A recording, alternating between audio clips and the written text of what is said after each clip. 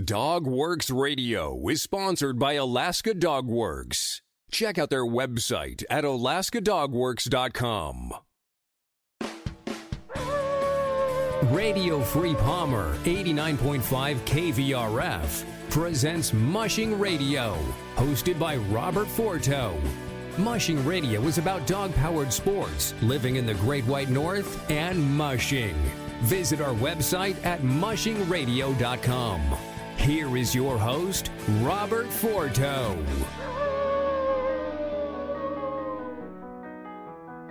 I'm Alex Stein, and this is Iditarod Through the Decades from Mushing Radio. This week, the early 20-teens.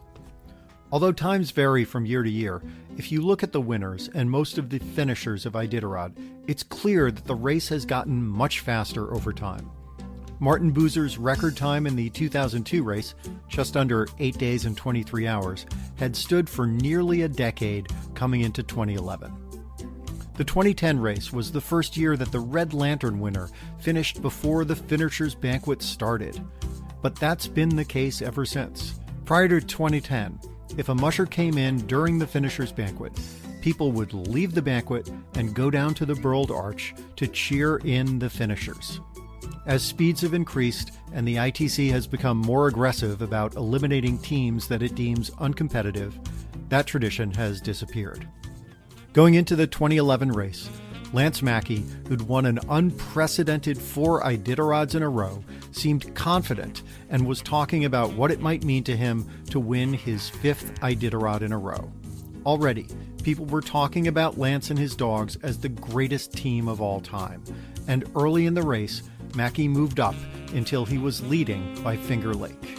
Unwilling to let Mackey walk away with his 5th Iditarod, mushers like Martin Boozer, Hugh Neff, and Mitch Seavey put pressure on Mackey in the first third of the race, which pushed the entire pack to go faster. While many leading teams took their mandatory 24-hour rest in Takatna, a checkpoint famous for its hospitality, especially its pies, a few teams went forward. But the weather was warm in this early part of the race, which worked to the disadvantage of many teams. A bad case of kennel cough was also going around, and many mushers were forced to drop dogs.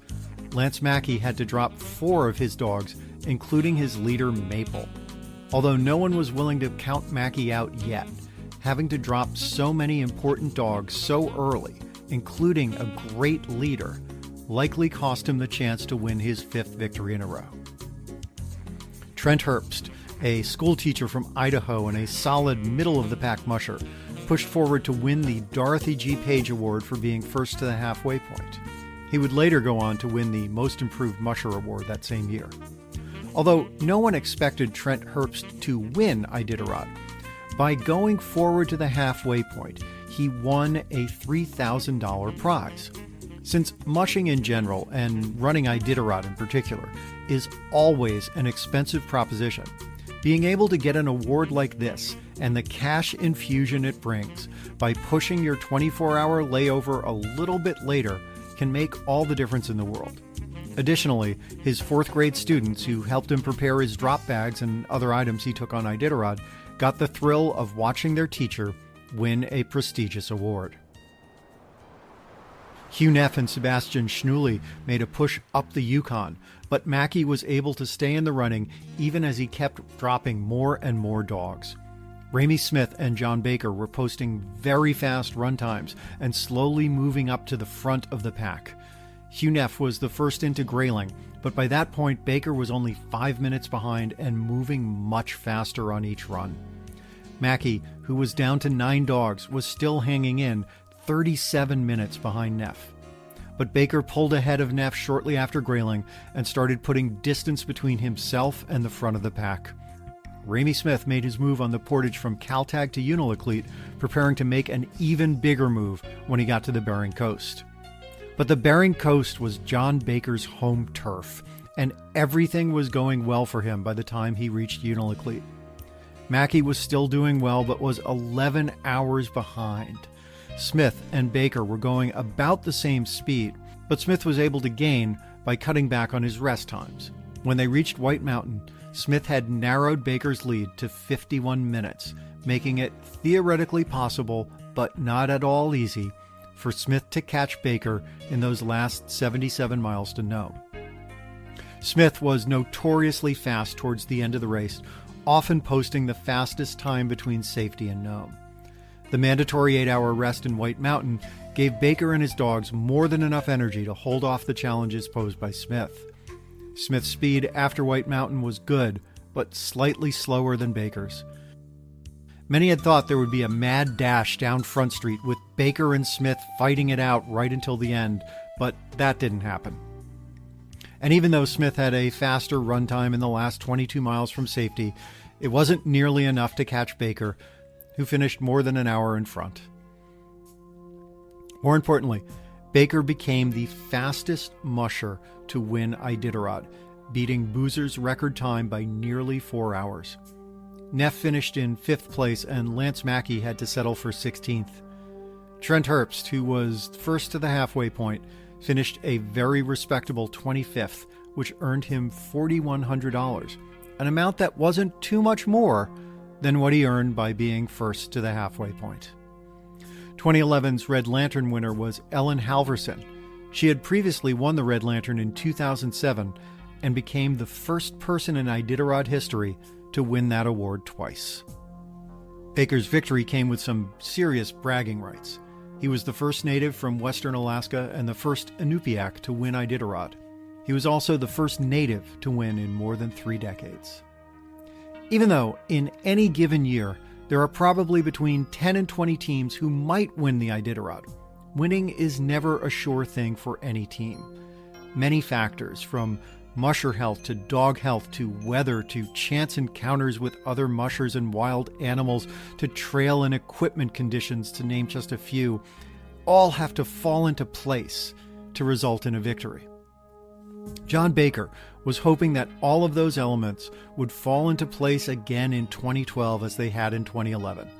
But there were a bunch of other mushers, including Jeff King, Lance Mackey, Mitch Seavey, Ali Zirkle, Didi Jeanreau, and others, who were determined to give Baker a run for his money. Zirkle took the lead in the early part of the 2012 race, completing her 24 in Tecate, and she looked well-positioned to win. Jim Lanier, who at age 71 had raced Iditarod in each of the 5 decades the race existed, but was not someone who would be able to win the race even if everything went his way, took a page from Trent Herbst's book. He pushed back his 24-hour layover and went on to win the First to the Halfway award. Dan Seavey, the father of Mitch Seavey and grandfather of Dallas, predicted that Mitch was the one to beat in 2012. But neither Mitch Seavey nor John Baker would win that year. Instead, Dallas Seavey, who had been the youngest musher ever to compete in Iditarod and who turned 25 on the day of the restart in Willow, was following a careful strategy he referred to as building a monster. Dallas, who operates a kennel completely separate from Mitch's, was also determined not even to start racing seriously until much further down the trail. He said it was his goal only to keep close enough to the leaders that he could eventually make his move and win. He said he was going to keep his team's speed down on purpose until somewhere on the Yukon and then unleash him. He referred to his team as fragile, but said he had 5 strong leaders that were untested on a long race. He told people it was a team that could win Iditarod, but not necessarily a team that would win.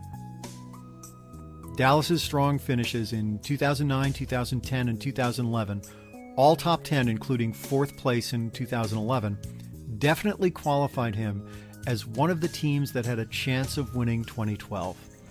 But it would require that everything fall into place for him, even more so than for Baker, Jeff King, Ali Zirkle, Mitch Seavey, and about a dozen others. Many people weren't sure what to make of Dallas's statements. While a lot of mushers are unwilling to say much in public, Dallas has always been willing to talk to the press and excels at using his statements as weapons in his battle against other mushers and other teams. It was easy at the time to dismiss what Dallas was saying as a boast, designed to put his competition on edge or put them on notice or make them more fearful of his potential. Too many people were still lumping Dallas in with Mitch, ignoring the fact that Dallas had long run his own races, operated his own kennel, and had little involvement from his famous Iditarod champion father. Dallas was still nearly 5 hours behind Zirkle at Caltag, but his team was moving faster and requiring less rest than most of the teams at the front of the pack. Dallas closed the gap to under an hour in the portage to Unalakleet, and he took a much shorter rest there, leaving in second place just 6 minutes behind Aaron Burmeister and 20 minutes ahead of Zirkle. Dallas had strategically been dropping some of his slower dogs and was running a team that was operating at peak efficiency. He took the lead going up the coast and started pulling ahead, but Zirkle was also having an extraordinary race, and she was just 22 minutes behind Dallas when they left Koyuk. At White Mountain, Dallas was a little over an hour ahead of Zirkle, a comfortable lead, but by no means enough to be sure he'd win. Zirkle made up a little time in the last stretch, but Dallas still won by just about an hour, becoming the youngest person in history to win Iditarod, and the second son of an Iditarod winner to have won as well. Weather heading into the 2013 race was also unusually warm. Some temps early in the race were in the 30s, which is very rough on sled dogs who run much better at temperatures of 0 to 20 below. Determined to shake things up, Martin Boozer ran almost nonstop for the first 20 hours of the race, pausing only for 90 minutes between Willow and Ophir, where he took his 24-hour layover. Lance Mackey, itching to prove himself after relatively disappointing runs in the previous 2 years, kept going and won the halfway award by getting to Iditarod in first place. He'd also won that award in 2007 and 2009 and had gone on to win. Boozer pulled ahead and was the first musher to reach Anvik on the Yukon, but Ali Zirkle breezed through that checkpoint and took the lead. Boozer chose to take his Yukon River 8-hour rest in Anvik, and Zirkle took hers in Grayling, so Boozer was able to retake the lead. His team looked fantastic, and he was on a record-breaking pace, but his unorthodox schedule made it difficult to predict how his team would do and whether they could keep up this pace or would stall out before reaching Nome. Rookie Cindy Abbott, who had previously summited Mount Everest despite having a rare degenerative eye disease, was running a puppy team out of Lance Mackey's comeback kennel. She decided to run Iditarod after returning from Everest and called Lance Mackey to ask him to teach her how to mush. He told her that he gets a lot of calls from people who want to race the Iditarod, but no one had ever called him before her and said, "I just climbed Mount Everest and now I want to run Iditarod." While training with Lance and running her qualifiers, Abbott continued to teach in Southern California, where she was a professor in Irvine, flying up to Alaska and working with Lance as often as she could. Early in the 2013 race, Abbott had run into a tree, but she kept on going until the pain proved too much for her and she could no longer do her dog chores. She was running in the red lantern position, but was also in increasing amounts of pain, and when she realized she was unable to bend over to take care of her dogs, she scratched and was airlifted back to a hospital in Anchorage, where it turned out she had broken her pelvis when she collided with that tree. Just in case you think mushers aren't tough, imagine driving a dog team hundreds of miles with a broken pelvis. When it looked like Martin Boozer might run away with the Iditarod, Mitch Seavey and Aaron Burmeister started moving up, and Ali Zirkle kept the pressure on. By the time the teams reached the Bering Coast, the race looked totally different. Mitch was in the lead with Burmeister, Jeff King, and Zirkle close behind. Leaving Unalakleet, Mitch was just 15 minutes ahead of Burmeister, and Boozer had dropped back to 12th place. Jeff King was about a half hour behind Mitch coming into Koyuk, and he gambled and left to run to Elam, hoping he could hang on to the lead and win his 5th race. Mitch left 3 hours later, but the rest was just what his team needed, and he was able to pass King and retake the lead. King's team needed a much longer rest in Elam, so Ali Zirkle passed him. By the time Zirkle got to White Mountain, she was just 13 minutes behind Mitch Seavey, with King another 90 minutes behind her. Zirkle had made up time coming into White Mountain, but Mitch's dogs were able to keep up their pace going into Nome and even gain a little ground. When Zirkle passed under the Burled Arch in second place for the second year in a row, she said she thought she saw Mitch's sled between Safety and Nome and believed that she would be able to catch up with him, but it proved to be a hallucination. "Don't worry," Mitch told her at the finish line. "You will win this race one day soon." Jeff King finished in third, an hour and 42 minutes behind Mitch, and Dallas was fourth, almost 3 hours behind his father. Following the youngest ever winner in 2012 by a Seavey, 2013's Iditarod saw the oldest winner to date, also a Seavey. 2014 was a year of unusually light snowfall and unusually warm temperatures. Many felt that the ITC should have moved the restart to Fairbanks as they had done in 2003, but the ITC announced that they would have the restart in Willow as usual. There was little snow in the first third of the race, and many mushers had to deal with rocky stretches that took their toll.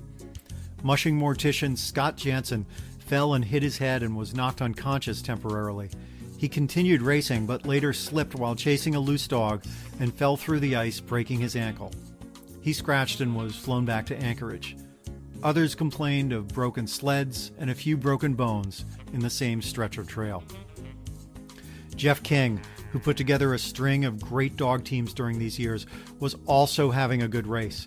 He posted a video of the hairy trail conditions through the Dalzell Gorge, showing how steep, bumpy, and often devoid of snow the area was. The video went viral, quickly gaining over 100,000 views. By Caltag, Ali Zirkle and Martin Boozer were fighting for the lead several hours ahead of the next pack of mushers, which included Nick Pettit, Jeff King, Mitch Seavey, Aaron Burmeister, and Hugh Neff. Zirkle was the first to the Bering coast, more than an hour ahead of Boozer and 3 hours in front of King. Going up the coast, it began to look like 2014 might finally be Ali Zirkle's year.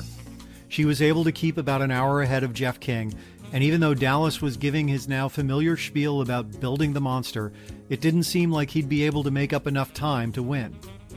King started to make up the distance and cut Zirkle's lead to just 1 minute coming into Koyuk. He left a minute before Zirkle, moving into the lead. At White Mountain, King's lead had grown to nearly an hour over Ali Zirkle. Dallas was almost 3 hours behind King, and Mitch was almost 5 hours behind. Barring some substantial collapse, it clearly seemed that Jeff King was about to win his fifth Iditarod. But there was a storm coming in with winds gusting up to 65 miles per hour.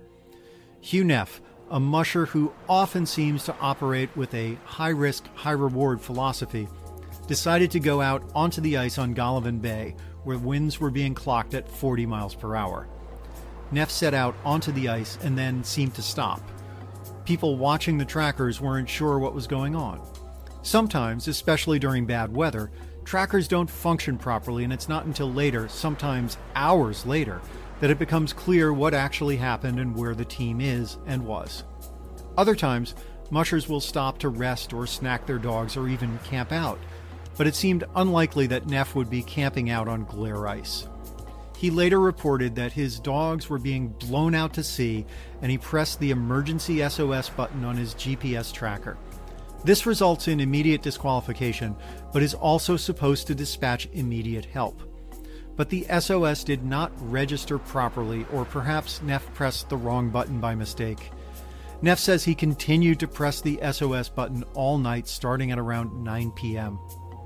Eventually, he began to suffer from hypothermia and climbed into his sled bag to get some relief from the wind, thinking he might very well die there on the ice. Hundreds of miles away, Neff's girlfriend was frantically making phone calls, trying to get someone to go out and check on him. Someone got a call to do a welfare check on Neff and reached him at approximately 6 a.m. Neff eventually was able to continue with his dogs and officially scratched at White Mountain, in part because he had pressed the SOS button and therefore could not continue. Back at the front of the race, Jeff King left White Mountain, followed by Ali Zirkle and eventually Mitch and Dallas Seavey. King was making good progress but ran into an intense windstorm a few miles before he reached the last checkpoint at Safety.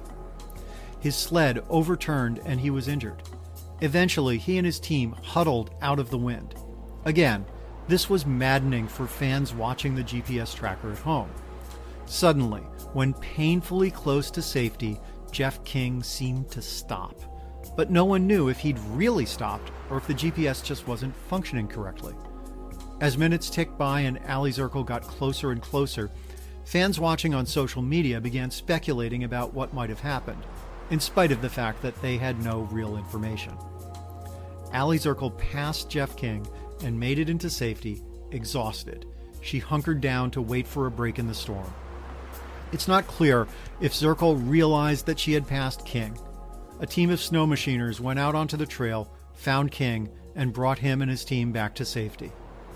While Ali waited in safety and Jeff King had to scratch 25 miles short of winning his 5th championship, Dallas Seavey made his way down from White Mountain. He checked in at safety and, thinking the weather would be clearer ahead, kept going. Zirkle got her dogs ready and she left safety herself 19 minutes behind Dallas. Zirkle made up nearly 17 of those 19 minutes in the 22 miles to Nome and likely would have won the race if it had just been a few miles longer and she hadn't run out of trail. Dallas, when he arrived in Nome, seemed surprised to learn that he'd won. Some believe this may not have been a genuine reaction. By this time, Dallas had spent several years starring in so-called reality TV shows set in Alaska, where most reactions are anything but real. At safety, Dallas signed in and out and should have noticed that no other musher had signed out yet. Others argue that this was 8.5 days into a 1,000-mile dog sled race, and Dallas must have been exhausted and possibly hallucinating. He may not have been able to process what he was or wasn't seeing on that sign-in sheet. Despite bad conditions early in the race, 2014 proved to be a record-setting year, with Dallas chopping more than 5.5 hours off of John Baker's 2011 finish, and there were even faster times on the horizon. At the end of the day, Dallas would win his 2nd Iditarod, Ali Zirkle would finish 2nd for the 3rd year in a row, 2.5 minutes behind Dallas, and Mitch Seavey would come in 3rd. Jeff King, who seemed to be cruising for a win, would scratch in safety. Many mushers were angry that the ITC had not changed the restart to Fairbanks, and they felt that the trail conditions were unnecessarily dangerous. Others believed that the wild end to the race proved that not only are there 12 to 20 mushers who could win in any given year if things go right, but that every single team could suddenly see certain victories slip away if enough things start going wrong. And for race fans, 2014 was a good reminder that even though technological advances like GPS trackers help make the race more immediate, the Iditarod is still a very long race that takes place in mostly remote areas, and much of the time it's impossible to tell exactly what is going on the ground at the precise point where each team is. Longtime fans and mushers were quick to point out that the Iditarod has always been dangerous, and mushers have always faced life-threatening conditions, even if it took longer for the public to find out about them. It wasn't clear at the time, but the next several years would bring different types of storms to Iditarod, storms that would call the future of the race into question. Here's a list of the Iditarod champions in the early 20-teens. 2011, John Baker, with lead dogs Velvet and Snickers, in 8 days, 18 hours, 46 minutes, and 39 seconds. 2012, Dallas Seavey, with lead dogs Guinness and Diesel, in 9 days, 4 hours, 29 minutes, and 26 seconds.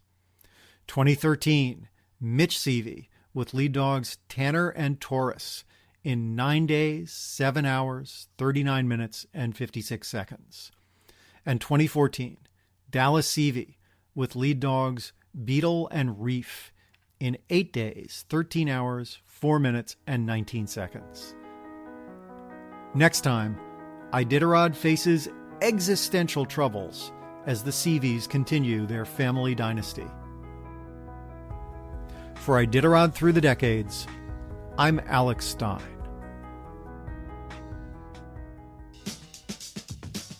From Dogworks Radio, this is Mushing Radio. We hope you enjoyed this episode. And we invite you to subscribe in Apple Podcasts, Spotify, Stitcher, or wherever you get your podcasts. You'll find a link on the episode notes. You can tap or swipe on the episode cover art, and you'll see some offers from our sponsors. You can support our show by supporting them. If you like what you have heard, we would love it if you could give us a 5-star rating and tell your friends how to subscribe too. Your hosts are Alex Stein and Robert Forto. Our producer is Robert Forto, created for DogWorks Radio.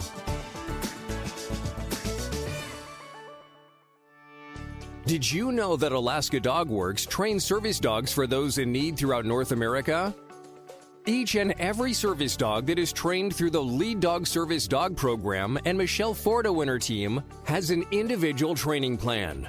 We train for autistic, mobility, psychiatric, and PTSD for our soldiers for service work. If you know of someone that may need a service dog, please take a moment and check out Alaska DogWorks on social media and at alaskadogworks.com.